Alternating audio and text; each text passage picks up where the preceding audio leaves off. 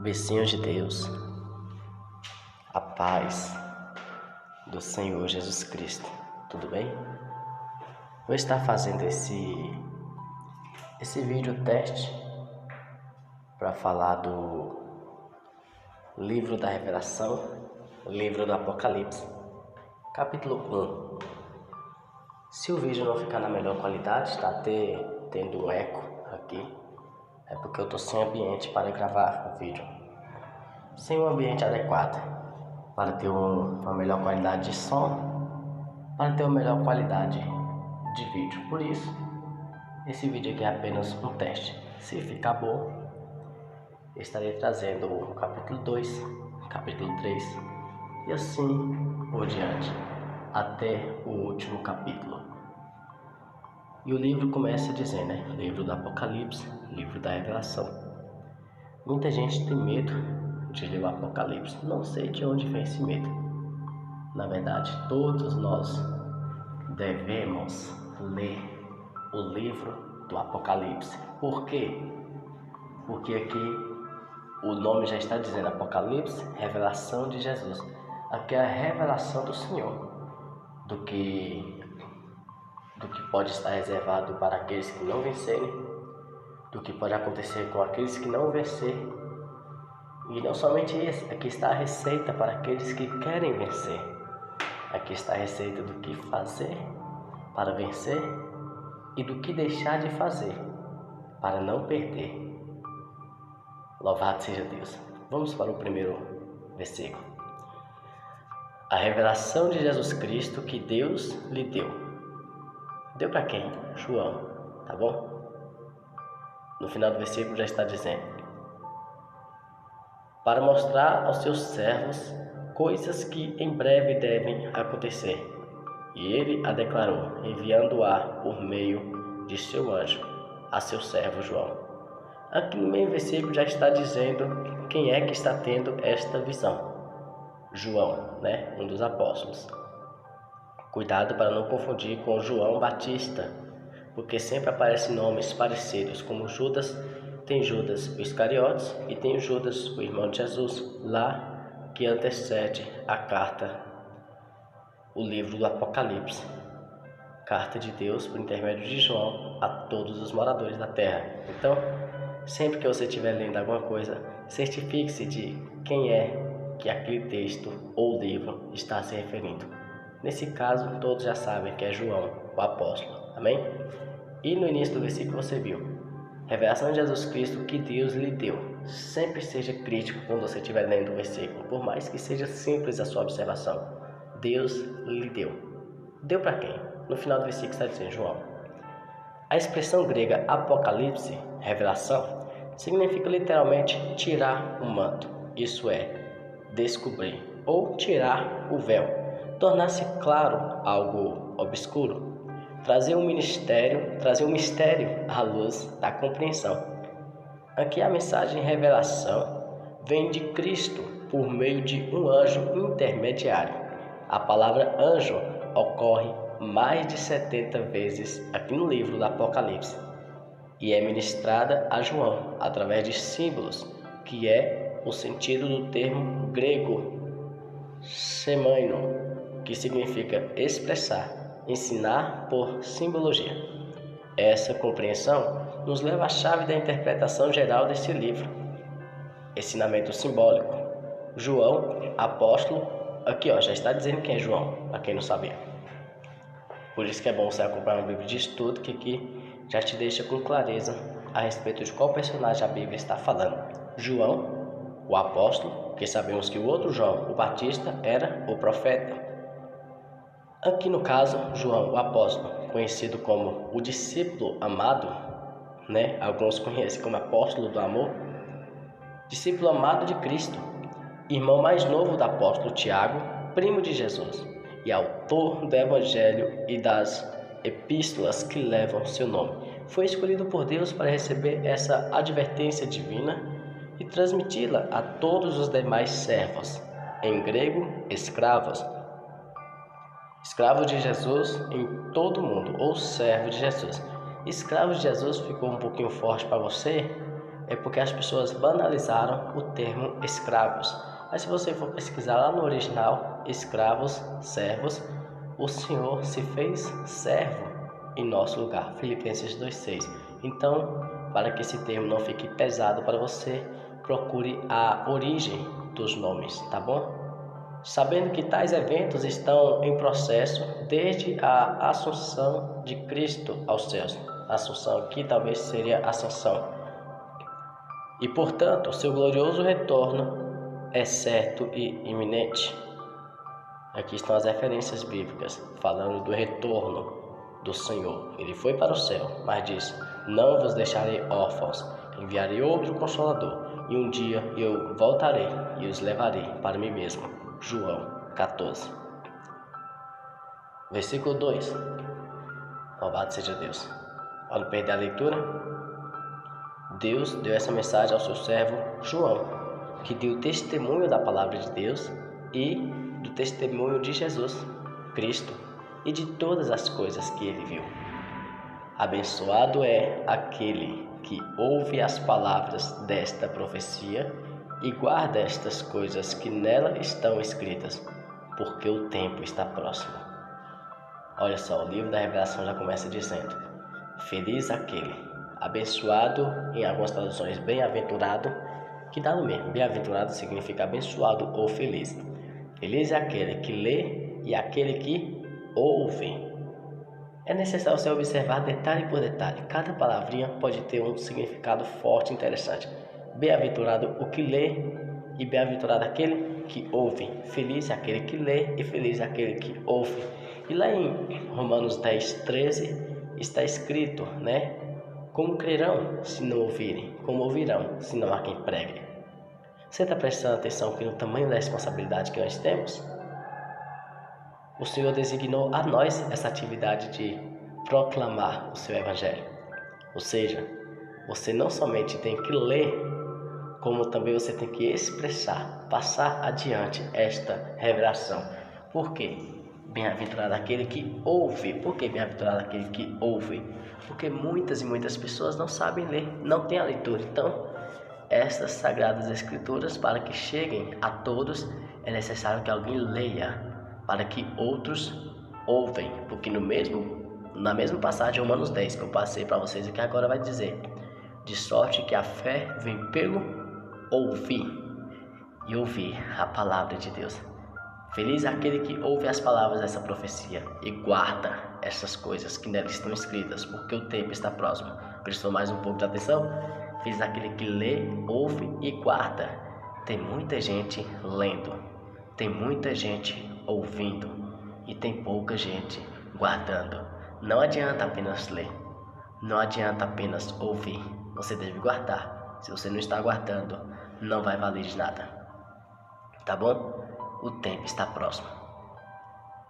No versículo 3, os leitores ocidentais, especialmente, devem estar atentos ao estilo apocalíptico, simbólico desta obra, muito comum no Oriente ainda hoje. Mais de 50 vezes o número 7 aparece em todo o livro, significando inteireza, perfeição, algo que se completou, né? Aqui temos, por exemplo, a primeira das 7 bem-aventuranças que aparece em todo o livro. Oh, louvado seja Deus! 7 bem-aventuranças. É o Senhor dizendo simbolicamente 7 vezes, com perfeição, dizendo: felizes, felizes, felizes, felizes, felizes, felizes e felizes. Feliz aquele que guardar isso aqui. Feliz aquele que lê isso aqui. Feliz. Então, tenha certeza que o livro do Apocalipse não é para o seu terror, mas é para a sua alegria. O Senhor quer te ver bem. Não tenha dúvida disso.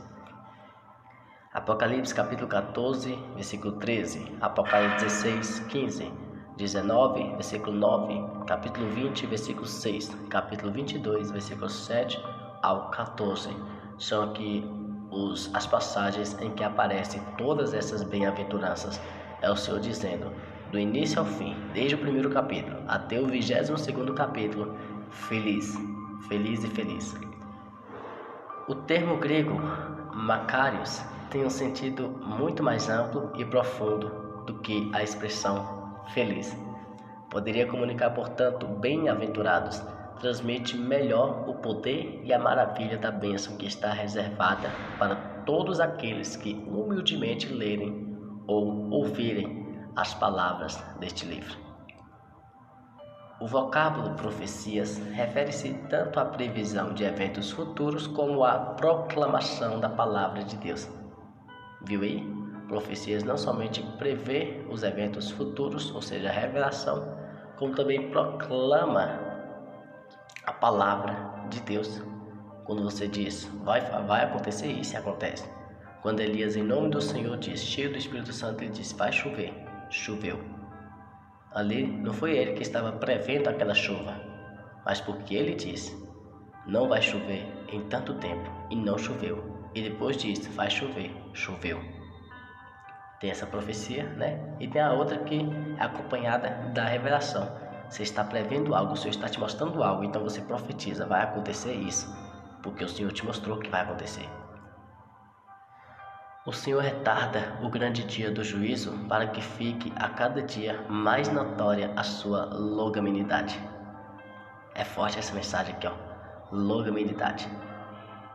Pesquise o significado de cada palavrinha que você achar aqui interessante e você não saber o significado, vai te ajudar muito em um estudo. Como eu já sei o significado de longanimidade, também vou te falar. Longanimidade significa tardio no irá, entre outras significâncias, mas o principal, o mais interessante para este contexto é tardio no irá. Sabe o que significa? Eu e você merecemos a santa e pura ira de Deus agora, como nos tempos de Noé, como nos tempos de Sodoma e Gomorra e como nos tempos de Isaías, em que Isaías profetiza o que o Senhor te mostra, que Jesus viria sem aparência, sem beleza, sem formosura, e seria moído pelas nossas transgressões, pisoteado por causa das nossas iniquidades, castigado só para nos trazer a paz, levando sobre si toda a nossa culpa. Éramos merecedores de tudo isso, mas por causa da sua longanimidade, ele foi tardio no irá, nos deu mais essa chance.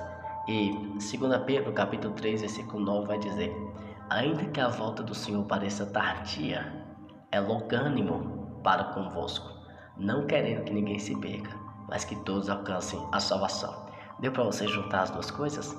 Quando a Bíblia fala que o Senhor é tardio no irá, o Senhor podia muito bem vir agora, hoje, mas sabe por que ele não vem ainda?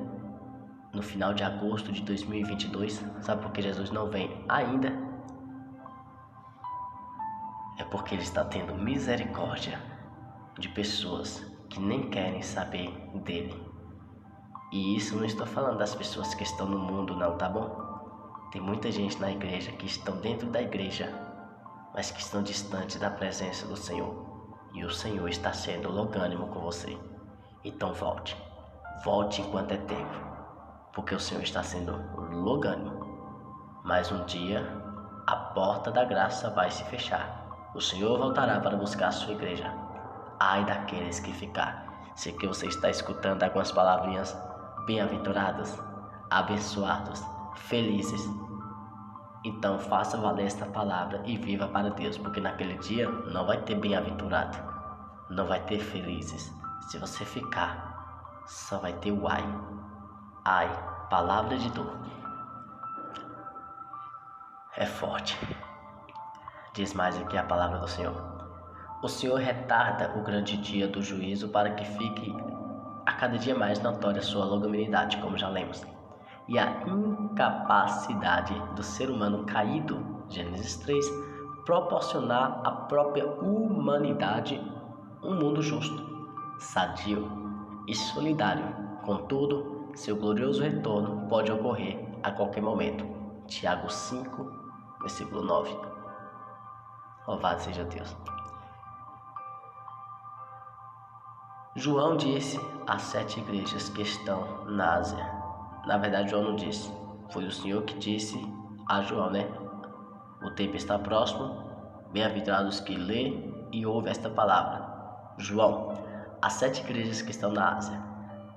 Foi um recado de Deus para João, de Jesus Cristo, que abriu os 7 selos para João, para que ele transmitisse para as 7 igrejas a princípio, porque depois desses primeiros capítulos vai ter carta para toda a igreja em geral, incluindo a mim e a você. João, as 7 igrejas que estão na Ásia, graça esteja convosco e a paz daquele que é, que era e que há de vir, e dos 7 espíritos que estão diante do seu trono. Irmãos, percebeu que João usando graça e paz no mesmo versículo, na mesma frase? Apóstolo Paulo também usa graça e paz. Se não me falha a memória, Pedro também usa graça e paz. O próprio Jesus deixa-nos a paz, a minha paz vos dou, e ele veio no tempo da graça, graça e paz. Enfim, a Bíblia está repleta de graça e paz. Graça e paz. Sabe por que eu estou dizendo isso? Tem alguns abençoados aqui no canal que diz que eu não posso saudar o meu irmão com paz e graça, ou graça e paz, porque isso começou em outra denominação. Irmãos, independente de quem começou essa saudação, se a saudação está na Bíblia e é linda, não é perigoso você usar.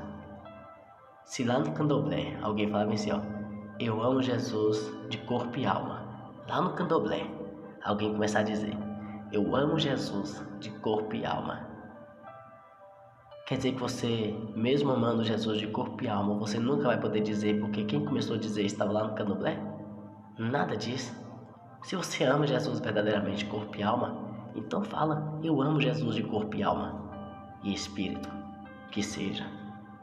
Mas não é porque alguém começou em outra denominação que você vai deixar de falar. Claro, se for errado você não fala, agora se for correto e lindo você pode falar assim. Não só pode como deve, porque é lindo, olha. Graça e paz. Eita, glória a Deus.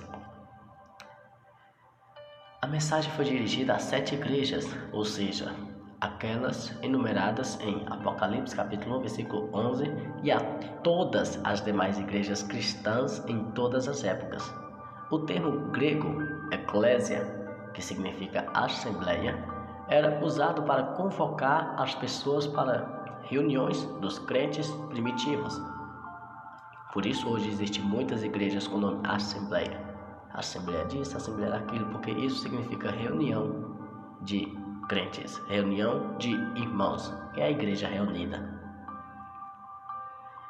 As igrejas localizadas na província romana da Ásia, na época de João, hoje uma região da Turquia ocidental, formavam um círculo geográfico na Ásia, com uma distância de cerca de 80 quilômetros entre uma e outra, curiosamente. Seus nomes são citados no sentido horário, partindo de Éfeso em direção ao norte até Laodiceia. Éfeso a primeira e Laodiceia é a última das cartas descritas no Apocalipse.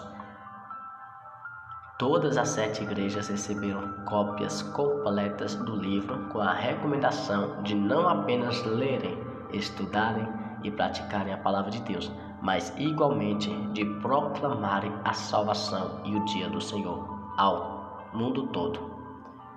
O vocábulo grego, graça, é usado apenas 2 vezes neste livro, aqui e no último versículo. Olha só, o último versículo do Apocalipse está terminando com graça. É a paz do Senhor no seu coração. No entanto, eu não sabia disso e estou aprendendo junto com vocês. No entanto, Paulo o usa mais de 100 vezes, evidenciando que vivemos a era da graça, quando Deus está caminhando pela terra com o seu Espírito e a sua igreja, oferecendo liberalmente sua salvação. Irmãos, para que vocês não confundam uma coisa, graça não significa grátis, tá bom? Se você pesquisar aí o significado de graça, partindo do grego, você vai entender que graça significa favor imerecido, ou seja, você não precisa fazer esforço nenhum e nem pagar preço nenhum para conseguir salvação, porque o preço já foi pago. Se eu me expressei mal quando foi que você não precisa fazer esforço nenhum para conseguir a salvação, é porque você já tem. mas o céu é tomado à força, não se esqueça disso. Tem alguns esforços que temos que fazer para perseverar até o fim, tá bom? Ser fiel até o fim e dar-te a coroa da vida, diz aqui no livro da Revelação, do Apocalipse. Também Mateus 24:13, no Sermão da Montanha, em que o Senhor está alertando as pessoas para o dia da sua volta. Louvado seja Deus. E lá está dizendo: mas aquele que perseverar até o fim, este será salvo. Mateus 24:13. Então, tem que ter um pouco de esforço, tá bom? Louvado seja Deus. Tá claro para vocês que graça não significa grátis. Você não pode viver do jeito que você quiser, porque quando Jesus voltar, você aceitou Ele no seu coração e você vai para o céu. Você tem que renunciar, tem que viver para Ele, tem que fazer a vontade dEle. Porque se você não vive para Ele, viver sem Cristo é morrer. Porque morrer com Cristo é lucro, é ganho. Mas viver sem Ele não é viver. João parafraseia um dos títulos de Cristo para ressaltar seu poder e eternidade. Parafraseia. Temos que pesquisar esses significados, que é muito importante. Se bem que aqui está falando no estudo, né? Não é algo que veio da Bíblia, mas parafrasear é fazer ligações, tá bom? Eu estou parafraseando João 16:33. É um exemplo. Espera aí. Vou parafrasear João 16:33 com Josué 1:9, que Josué 1:9 fala: não pasme nem te espante, tenha bom ânimo que eu serei contigo. Está assim em Josué 1:9. Só que lá em João 16:33 está: no mundo tereis aflições, mas tende bom ânimo, eu venci o mundo. Não está escrito: tende bom ânimo que eu serei contigo. Não está escrito dessa forma na Bíblia. Embora sabemos que nós temos que ter bom ânimo, porque de fato, realmente o Senhor está conosco. Mas, como muitas pessoas falam que estão escrito assim na Bíblia, como de fato não está, aí você usa parafraseando, ou seja, ligando um ponto no outro, né? João 16:33 com Josué 1:9, parafraseando, aí você pode fazer a junção desses dois versículos formando um só. No mundo tereis aflições, mas tende bom ânimo que eu venci o mundo e eu estou contigo. Tá vendo aí? Vamos ver. Louvado seja Deus. Glória a Deus. João parafraseia um dos títulos de Cristo para ressaltar seu poder e eternidade. Exemplo não, é Êxodo. Oh, glória, estou empolgado. Êxodo 3, versículos 14 a 15. Hebreus 13, versículo 8. Apocalipse 4, 5. Algumas versões trazem a expressão os 7 espíritos. Todavia, o sentido mais apropriado é compreendido ao aplicarmos a simbologia do número 7, a autoridade absoluta e perene do Espírito Santo. Louvado seja Deus. Vamos entrar no contexto do versículo 5. João, às 7 igrejas da Ásia, graça e paz esteja convosco. Daquele que é, que era e que há de vir, e dos 7 espíritos que estão diante do trono, e de Jesus Cristo, que é a fiel testemunha, e o primogênito dos mortos, e o príncipe dos reis da terra, a Ele que nos amou e nos lavou de nossos pecados em seu próprio sangue. Tá vendo aqui? Este versículo já explica automaticamente o que eu disse antes. O preço já foi pago. Por isso que a salvação não tem preço. Não tem para nós, porque já teve para Cristo. E o preço foi caro. Foi o próprio sangue do Mestre, que não tinha nenhum pecado. E não tem nenhum pecado. Por isso que graça não é grátis. É favor merecido. Eu não mereço. Você não merece. Mas a graça dele nos alcança. Antes de ler aqui a referência do versículo 5, é interessante nós analisar. Eu não sei como trazer um forte, mas você pode pegar isso que eu vou falar e daí partir para um comentário bem interessante que você vai comentar aqui nesse vídeo. Aquele que é, era e há de vir. É muito importante perceber que a eternidade do Senhor, né, quando ele fala aquele que é, porque na nossa forma cronológica de observar as coisas, Primeiro é passado, presente e futuro, ok? Nossa vida é constituída com passado, presente e futuro. Só que para Cristo, ele faz questão de dizer que para ele não tem passado, né? Quem criou Deus? Quem foi que o criou? A nossa mente está incapaz de compreender o infinito. Na nossa mente tem que ter o início de alguma coisa, assim como também tem que ter um fim. Você não consegue compreender o infinito dos números. 9,99999999999 e vários noves até infinitamente. Sua mente é incapaz de entender essa infinidade. Tem que ter um início, tem que ter um fim. Só que o nosso Deus é eterno. Ele faz questão de começar o versículo 4 dizendo o que é e depois falar o que era e agora o que há de vir. O preço de sangue. Jesus, por sua morte e ressurreição, recebeu o primeiro corpo celestial, sendo ele o primeiro dos frutos dentre aqueles que dormiram, a primícia dos mortos, né? E nos resgatou, libertou, pagando com o seu próprio sangue imaculado a nossa fiança. É forte demais esse versículo, irmãos. Versículo 6. E nos fez reis e sacerdotes para com Deus, seu Pai. A ele seja a glória e o domínio para sempre e sempre. Amém. Amém tem alguns significados, tá bom? Tomara que ainda aqui nesse estudo eu consiga trazer para você o significado do amém. Se não, eu trago aqui nos comentários se alguém me cobrar e se tiver curioso. Amém significa algumas coisas entre um dos significados. Amém significa assim seja. Eu falo com você, Deus está contigo, tá bom, meu irmão? Aí você fala amém. Ou seja, você está dizendo assim seja. Deus vai te dar vitória, irmão. Você crê, diga amém? Amém. Por quê? Amém significa assim seja. Só que também amém é uma exaltação a Deus, é uma glorificação a Deus. Porque nenhuma das cartas, se não me engano, foi para Sardes ou foi para Laodiceia, que o Senhor fala, isso diz o amém. É forte, né? Isso diz o amém. Não dá para entender que o Senhor está dizendo, isso diz o assim seja. Não. Quem sabe está dizendo, assim diz o Todo-Poderoso. Assim diz o que é, o que era e o que há de vir. Assim diz o dono de tudo, onisciente, onipotente, onipresente. Aí resumiu tudo isso em assim diz o amém. Louvado seja Deus. Deixa eu ver se aqui embaixo tem alguma coisa falando sobre o amém. Não. Pelo menos passando por aqui, olhando assim rapidamente, eu não vi nada aqui falando sobre o amém. Chega a ver.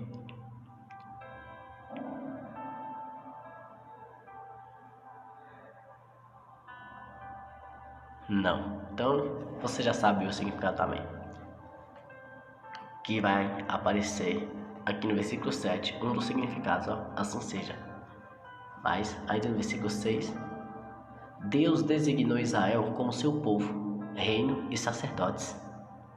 Essa mesma honra foi concedida aos membros da Igreja de Cristo. 1 Pedro 2, 5, 9. Olha só que interessante, irmãos. Presta atenção nisso aqui, isso aqui é muito interessante. Êxodo 19 e Zacarias 3, Antigo Testamento. Assim Deus designou Israel como seu povo. Agora 1 Pedro 2, versículos 5 e 9. Também Atos 1, 6. O Senhor está dando a mesma denominação para nós do Novo Testamento, os gentios que o aceitaram, né? Ou seja, em alguns contextos, quando a palavra estiver falando sobre Israel, está incluindo a nós também.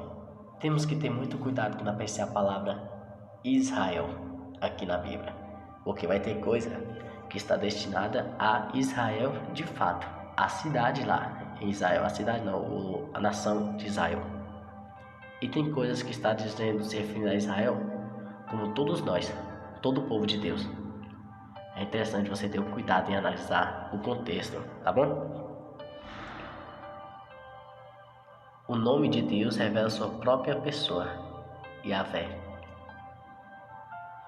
Eis que ele vem com as nuvens, e todo olho há de vê-lo, ou todo olho o verá. E também aqueles que o perfuraram, e todas as famílias da terra se lamentarão por causa dele. Assim seja. Amém. Está vendo aqui alguns significados? Assim seja. Amém. Eu sou o Alfa e o Ômega, o princípio ou o começo e o fim, diz o Senhor, que é, que era e que há de vir, o Todo-Poderoso. Aqui caberia mais um amém. Não caberia?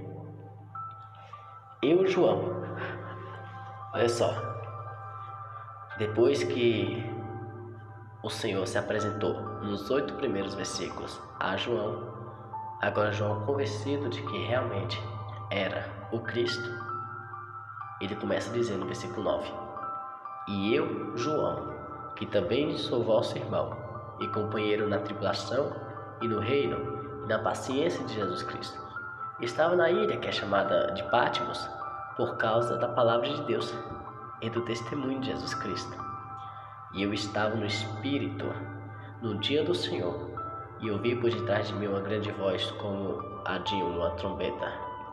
Irmãos, o que era a ilha de Patmos e o que João estava fazendo lá? Vamos ver se nesse estudo aqui vai trazer para nós. Se não trazer, eu te falo o pouco que eu sei. Apocalipse capítulo 1, versículo 10 está dizendo: Patmos era uma pequena ilha rochosa no mar Egeu, próxima ao litoral onde hoje se situa a Turquia, cerca de 80 quilômetros de Éfeso. Era conhecida como colônia penal romana. Colônia penal, aqui está dizendo penal, pena, prisão. É uma prisão romana. E Eusébio, um dos pais da igreja, relata que João foi liberto de Patmos pelo imperador Nerva entre os anos 95 e 98 d.C. O Espírito do Senhor conduziu João a uma experiência de êxtase espiritual.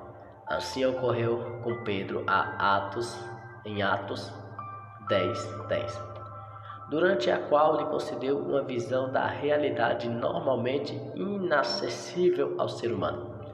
Nesta época, o domingo já era considerado pela igreja cristã primitiva como o dia do Senhor. Era, portanto, o dia em que os cristãos se reuniam com a igreja, a assembleia, e recolhiam suas ofertas para a obra. Irmãos, o termo que é assembleia não está querendo dizer que as assembleias são as verdadeiras igrejas hoje e que os outros são cópias, não, tá bom? Assembleia significa reunião de igreja. Todos nós somos assembleia, independente do título que leva a placa da sua igreja. Assembleia, pentecostal, todos nós que fazemos uma reunião de crentes em Cristo, verdadeiros cristãos, ali tem uma assembleia, tá bom? João, ele estava ali o tempo todo com Jesus, né? Discípulo amado de Cristo, porque ele era o mais íntimo de Jesus. Ele dormia até no colo de Jesus, né? Encostava a cabeça no ombro de Jesus. Não sei se esse termo que eu usei foi correto, mas João estava muito colado com Jesus, muito, muito mesmo. E chegou um determinado momento em que o Senhor disse que João não morreria. João iria cuidar da mãe dele, né? Iria cuidar de Maria. Por isso, João teve um destino diferente de todos os outros apóstolos. Profetas. O profeta João Batista teve a sua cabeça decapitada. O profeta Isaías foi cerrado no meio. Alguém me corrige se eu estiver errado. Outros profetas, como Pedro, foi crucificado de cabeça para baixo. E outros foram apedrejados, como Estevão, que não era profeta nem apóstolo, mas foi algo muito importante. Entre vários tipos de mortes, mas João, o Senhor disse que ele não morreria. E isso se cumpriu, sabe como? Tentaram matar João e não conseguiram. Imagina, irmãos, pegaram, quando eu estou fritando carne lá em casa, e isso acontece com todo mundo, que daquela carne que pula no óleo fervendo, voa uma gotinha minúscula, que nem dá pra ver de tão minúscula que é, voa aquela gotinha na sua pele, queima com uma beleza e dói. e automaticamente você já tira rapidamente a sua mão, porque dói. Agora imagina um caldeirão de óleo fervendo, borbulhando, muito quente, bem mais quente do que aquele que você vê na panela, e você ser jogado por inteiro dentro daquele caldeirão. Tocou, morreu. Estuporou, é uma das mortes mais horríveis. Só que João foi jogado lá dentro, e o Senhor disse que ele não morreria. Ele não morreu. Isso é te dar muito espanto. Coloca lá um dedo da sua mão na gordura quente. Quero ver se você tem coragem. Se um pingo minúsculo, que nem dá pra ver, toca a sua pele, você já arde, dói, tira rapidamente, porque dói mais, queima, arde. Imagina ser jogado por inteiro, ser submisso todo o corpo, como se você estivesse jogando dentro de uma piscina ou dentro de um rio. E nada aconteceu com João. Por isso pensaram, já que esse não morre, vamos prender ele lá na ilha de Patmos, isolado de todo mundo. Mal sabiam eles que isso era permissão do Senhor, para que o Senhor trouxesse até João uma das mais lindas e importantes revelações que desde os tempos de João, quando ele escreveu até os dias atuais, está sendo proclamada, e eu aqui estou proclamando, e você aí está ouvindo esta revelação. Poderoso é o Senhor, nosso Deus. Grande é em sabedoria.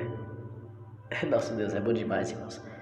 É que você entende que quando as pessoas estão arquitetando o seu fim, para Deus isso pode ser muito bem um novo e lindo recomeço. O que para muitos é o seu fim, para Deus pode muito bem ser um novo recomeço. E foi assim. Um lindo recomeço, melhor dizendo, porque novo talvez só é redundante. Mas um lindo recomeço. Pode parecer o fim, uma tragédia. Por que Deus permitiu isso? Mas na verdade, pode se tratar de um lindo recomeço, de uma experiência, de uma esperança, de algo muito melhor para nós. Glória a Deus. Jesus disse, eu sou o Alfa e o Ômega, o primeiro e o último. E o que tu vê, escreve em um livro e envia-o às 7 igrejas que estão na Ásia, a Éfeso, a Esmirna, a Pérgamo, a Tiatira, a Sardes, a Filadélfia e a Laodiceia. Irmãos, se você quiser decorar essa ordem, eu criei uma tática na minha cabeça, decorei e foi rapidinho. Você facilmente, depois de muitas leituras, vai lembrar das 7 igrejas: Éfeso, Esmirna, Pérgamo, Tiatira, Sardes, Filadélfia, Laodiceia, porque são várias vezes pregadas separadamente. Mas para você nunca se esquecer da ordem, pega as iniciais. Eu decorei assim, ó. EEPTSFL.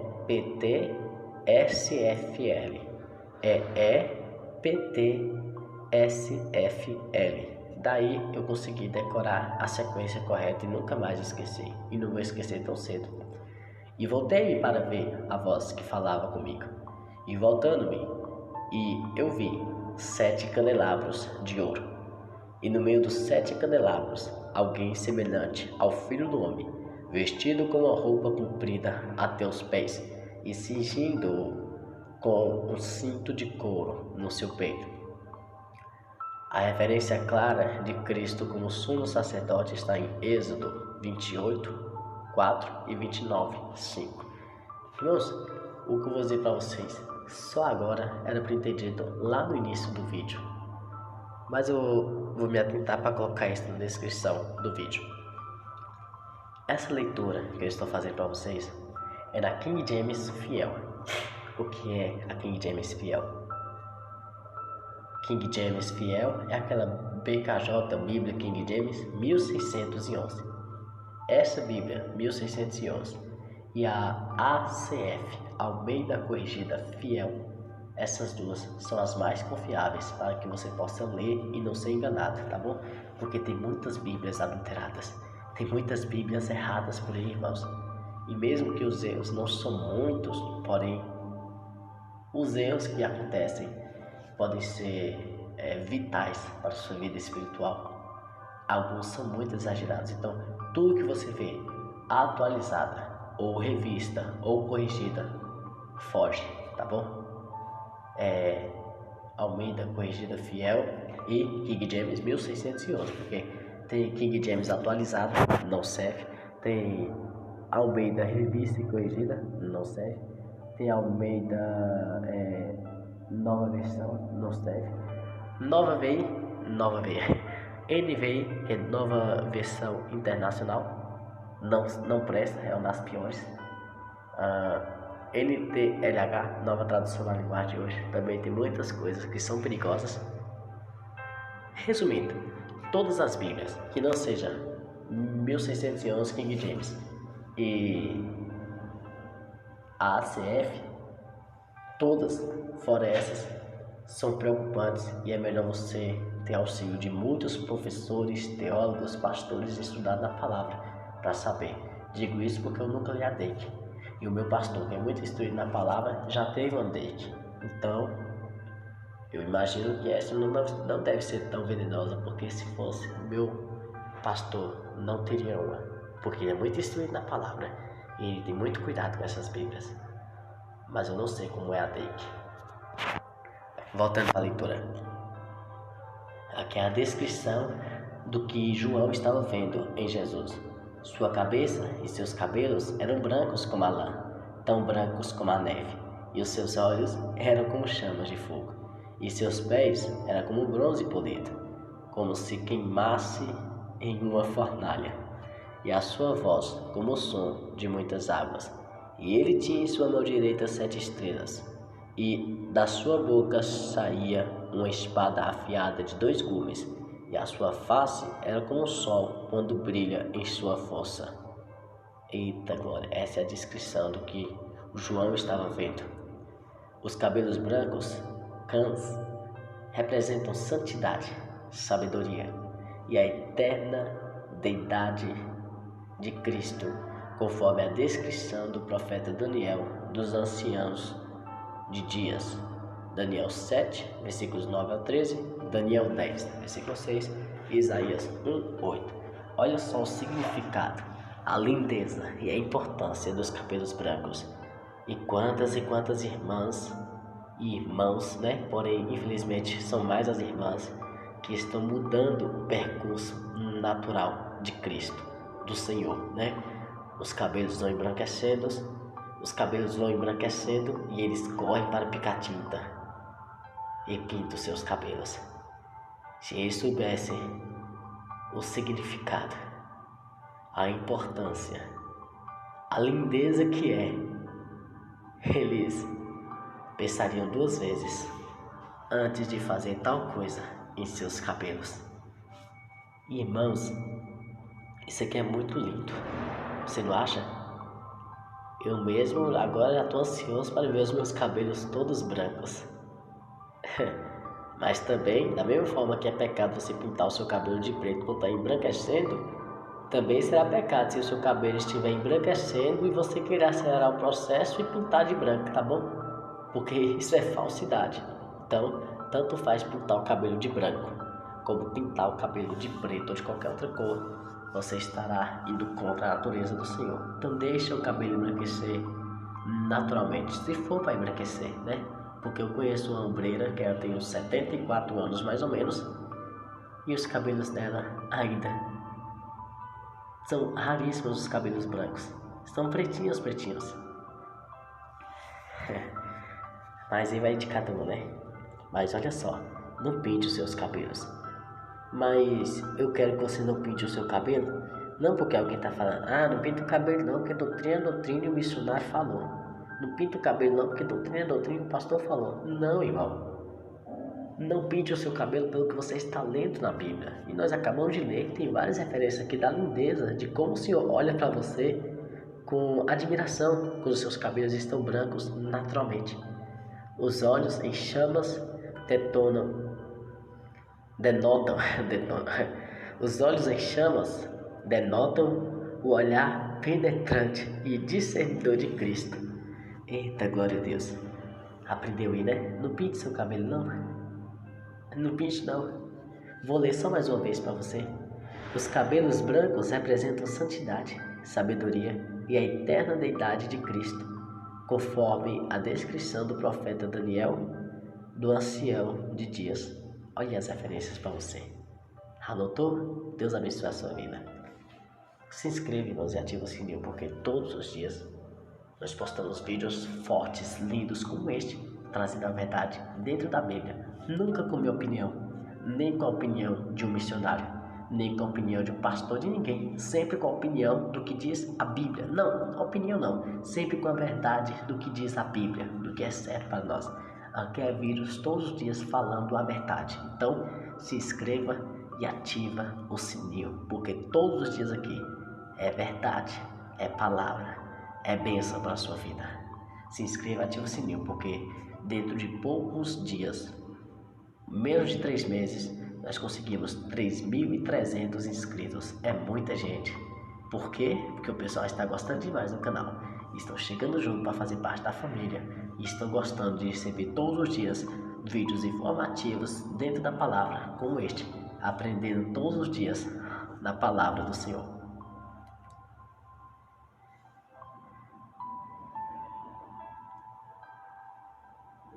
Glória a Deus.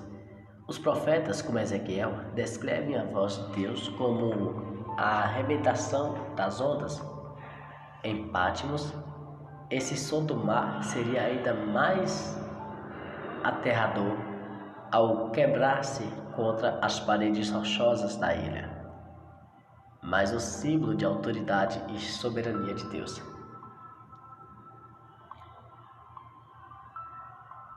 Ele tinha em sua mão direita as 7 estrelas, da sua boca saiu uma espada afiada de 2 gumes, e a sua face era como o sol que brilha em sua força. Imagina aquele sol de meio-dia, o que brilha bem no centro aqui de nossas cabeças. É este sol, bem forte, que ele comparou à face do Senhor, pelo que ele não conseguia ver a face, né? Você consegue olhar para o sol e resistir olhando? Não consegue. Foi essa reação que teve João, quando olhou para o Mestre. Não viu o seu rosto, porque brilhava como o sol do meio-dia. Deus sustenta os anjos das igrejas, as estrelas, em sua mão direita. As estrelas, os anjos das igrejas, são os pastores, tá bom? Nós somos pastores reconhecidos por Deus, tá bom?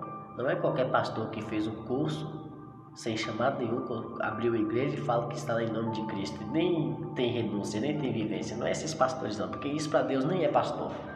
Isso para Deus, se não for lobo, é alguém que é um cego guiando outro cego.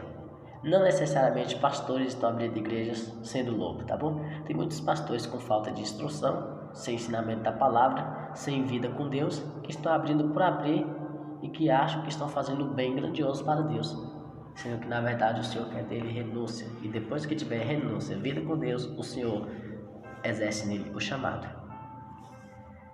Mas para aqueles que são reconhecidos por Deus como verdadeiros pastores chamados, esses são os anjos das igrejas. Em sua mão direita o Senhor está sustentando esses pastores, o que significa posição de grande honra e responsabilidade. A espada longa e afiada dos 2 lados representa o poder e o direito que Cristo tem para julgar e executar as devidas sentenças aos impenitentes.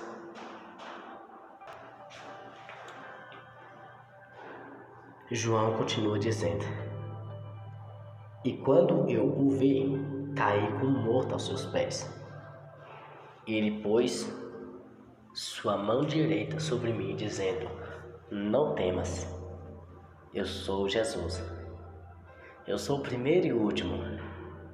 Eu sou aquele que vive e estava morto, e eis que estou vivo para sempre. Amém. E tenho as chaves do inferno e da morte. Uma profusão de referências ao Deus vivo. Josué 3:10, Salmos 42 e Salmos 84. que se aplica a Jesus Cristo em contraste aos deuses mortos do paganismo. Cristo tem vida em si mesmo e possui absoluto domínio sobre todos os seres vivos e mortos. Hades, palavra grega que pode ser traduzida por inferno, sepulcro, morte ou lugar dos mortos. Escreva as coisas que tu tens visto, as que são e as que hão de acontecer. O ministério das 7 igrejas que tu viste em minha mão direita e dos 7 candelabros de ouro. As 7 estrelas são os anjos das 7 igrejas, e os 7 candelabros que tu viste são as 7 igrejas. E aqui nós terminamos o capítulo 1 de Apocalipse. Se você gostou, então se inscreva e ative o sininho, porque nós traremos muito em breve, assim que eu puder, o capítulo 2. Esse é o primeiro texto no livro que procura interpretar alguns dos símbolos usados na comunicação da profecia entregue a João. O termo grego ângelos significa mensageiro e na maioria das vezes tem a ver com um ser celestial, anjo, e anjo significa mensageiro. Aqui, entretanto, pode ser também aplicado o pastor ou líder espiritual da igreja, personificando a atmosfera celeste, espírito, que deve prevalecer em cada comunidade cristã. É lindo demais, né? Poder estudar o Apocalipse. Oi, irmãos. Louvado seja Deus. Se você quer fazer um curso sobre anjos, né? Escala e hierarquia de anjos, arcanjos, querubins, serafins. O nome desse curso para se estudar e conhecer sobre os anjos é Angelologia. Viu aí? Angelologia e não angeologia. Porque como você leu aqui agora, cadê? Aqui embaixo. O termo grego angelos. Lembra de ângelo? Para você lembrar que o curso para se aprender sobre os anjos é angelologia. Por que eu estou falando angelologia? Porque 90% das pessoas, infelizmente, por falta de conhecimento e instrução, refere-se esse estudo à angeologia.